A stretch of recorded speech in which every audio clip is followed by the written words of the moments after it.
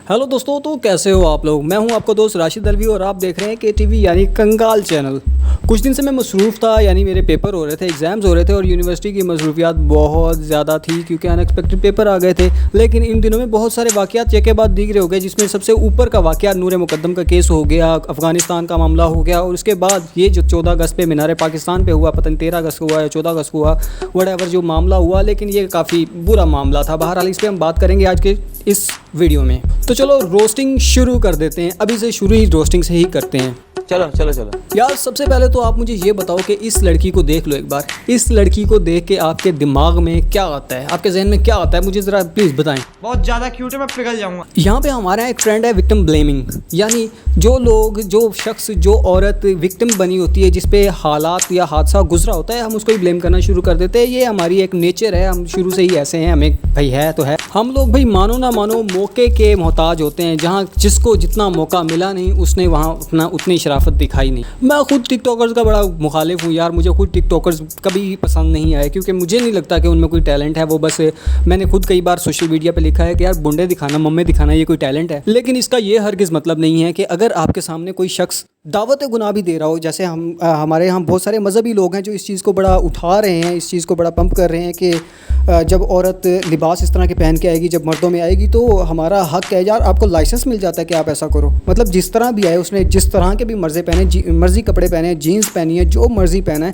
आपको कोई लाइसेंस तो नहीं मिल गया ना कि आप उसके साथ जो मर्जी कर लो। ये बड़ी अच्छी बात कही है। दूसरी बात, मैं सिर्फ मजहबी दोस्तों को, जो क्योंकि मजहबी दोस्त इसमें ज़्यादा उछल रहे हैं, तो उनको बताना चाहता हूँ, भाई मुझे एक बात बताओ। सूरह यूसुफ में, कुरान में अल्लाह ताला ने खोल के एक वाक़या बयान कर दिया कि औरत अगर आपको गुनाह की दावत दे, यानी दावत गुनाह खुले आम दे, आपको बुला रही हो, आपने तब भी उससे दूर रहना है, आपने तब भी गुनाह नहीं करना। तो आप वैसे मजहबी लोग हो, फिर इस तरफ चले जाते हो।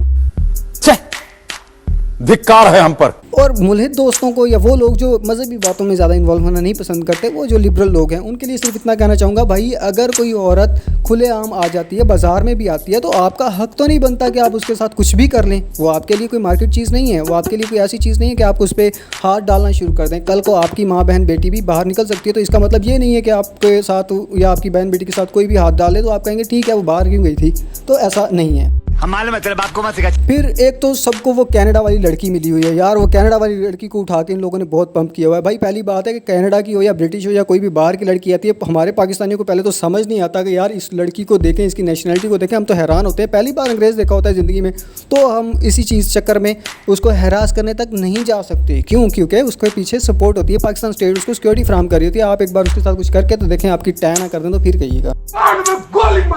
लेकिन बहरहाल सिक्योरिटी ने इस पर, यानी सिक्योरिटी का बाद का मसला है कि बाद में आके सिक्योरिटी ने या सिक्योरिटी इदारों ने अब कुछ एक्शन लिया है।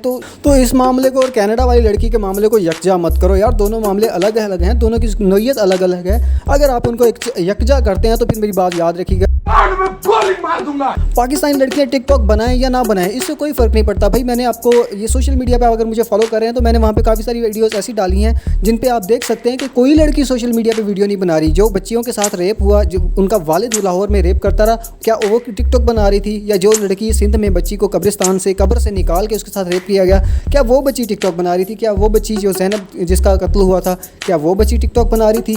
या ये जो लड़कियाँ रिक्शे में जा रही थी, ये लोग टिकटॉक बना रही थी या दावत दे रही थी? मुझे बताएं किस जगह पर आप खुद को कैसे डिफेंड करते हो यार। आप किसी भी मुजरिम के हक में जब तावीलें घड़ते हो तो इसका मतलब है आप मुजरिम का साथ दे रहे हो, जिसका सादा सा मतलब ये है कि कल को अगर आपको भी मौका मिलेगा तो आप भी यही कदम उठाएंगे, यही हरकतें करेंगे। ये बड़ी अच्छी बात कही है। मुझे एक बात की समझ नहीं आती कि लड़की को देख के आपको हो क्या जाता है। नहीं मतलब क्या होता है यार, होता क्या? एक नजर में भी प्यार होता है। भाइयों सिंपल सी बात है, अगर आप मजहबी हैं तो आपको ये चीज़ जान लेनी चाहिए। सूरह नूर में जो अल्लाह ताला ने आपके लिए ही कहा है कि अगर आप इस तरह की हरकतें करते हैं, किसी भी औरत के साथ किसी भी तरह का मामला इस तरह का, यानी जना का मामला, वहाँ पे लफ्ज़ तो जना का इस्तेमाल हुआ है कि अगर आप जना करते हैं तो ये कर्ज़ है जो वापस पलट के आप पे आना है। और सिर्फ जना के मामले पे नहीं, अगर आप किसी औरत की तौहीन करते हैं, किसी औरत के साथ इस तरह का मामला करते हैं, नाज़ेबा हरकत करते हैं, तो इस चीज़ से बिल्कुल बेखबर ना हो कि आपकी फैमिली महफूज रहेगी। याद रखिए, इस मुआशरे की बुनियाद रख रहे हैं आप।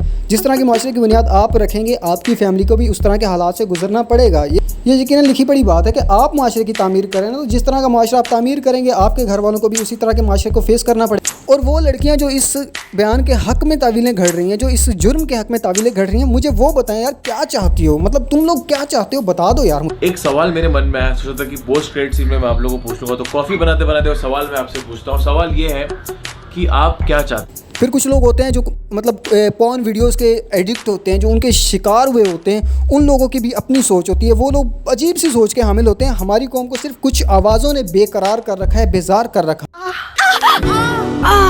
इन आवाज़ों के अलावा अगर हम आगे चलते हैं तो कुछ लोग मुझे कहते हैं कि तुम्हारी पोस्ट और वीडियो की वजह से शायरी आती है। नहीं मतलब ऐसा क्या होता है मेरी पोस्ट में?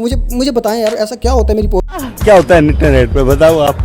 हंसी मजाक होती है, ठीक है, 18+ जोक्स भी होते हैं, लेकिन इसका मतलब ये नहीं होता कि मैं आपको दावत गुनाह दे रहा हूँ या आपको ये कह रहा हूँ कि आप जाके किसी के साथ भी कोई भी सेक्स कर लें। हालांकि मैं सोशल मीडिया पे मुतअद्दिद बार इस चीज़ का जिक्र कर चुका हूँ कि किसी को भी हरासा करना या किसी के साथ भी नाजेबा हरकत करना वो बिल्कुल एक अलग मामला है। उसका मेरी पोस्ट से, हंसी मजाक से कोई इसका ताल्लुक़ नहीं। हंसी मजाक आप करो, 18+ जोक करो, मजाक करो, दोस्तों में बैठ के हम बहुत खूब सारी बातें करते हैं, हंसी मजाक करते हैं। हंसी मजाक एक अलग चीज़ है। वो आपने सुना होगा ना कि यार मुंह ना मजाक कर, हाथ ना मजाक नहीं करी। यहाँ बहन किसी को नौकरी नहीं मिल रही, शादी के लिए कोई लड़की नहीं दे रहा, फैमिली को सपोर्ट कर नहीं सकते और जेल की हवा खाने के लिए तैयार बैठ। वैसे भी तेरी उम्र में फैमिली की सपोर्ट की ज़रूरत होती है। कुछ लोगों ने सोशल मीडिया पे मज़ाक में ट्रेंड चलाया है, यानी वो अपने आप में ये चीज़ एक शौकी झाड़ रहे हैं कि मैं लड़की से शादी करने के लिए तैयार हूँ, मैं उसे सपोर्ट करने के लिए तैयार हूँ। तो भाई आप लोगों के लिए सिर्फ एक ही पैगाम, मेरे चिकू को भी फैमिली सपोर्ट की जरूरत है, पकड़ेगा? हमारी सोसाइटी में आए दिन इस तरह के वाक़यात होते रहते हैं और विक्टिम ब्लेमिंग तो जैसे हमारा फैशन बन चुका। रोज़ बच्चियों के रेप, रोज़ औरतों के कत्ल, रोज़ हरासा किए जाने की खबरें। इसके बावजूद हम चाहते हैं कि लोग हमें दुनिया की सबसे महज़्ज़ब तरीन कौम समझें। मतलब कुछ भी। भाई हमें अपनी सोच को खुद बदलना होगा। इस माशरे की तामीर हमने करनी है, तो हमें ये सोचकर इस माशरे की तामीर करनी है कि कल को हमारी बहन बेटी अगर बाहर जाती है तो उसके साथ किस तरह का सलूक होना चाहिए। ये आपने डिसाइड करना है कि आपकी बहन बेटी के साथ किस तरह का सलूक बाहर किया जाना चाहिए। ये कौम अगर इस शऊर के साथ चलेगी तो इसका हल भी दुनिया में इस भाई जैसा।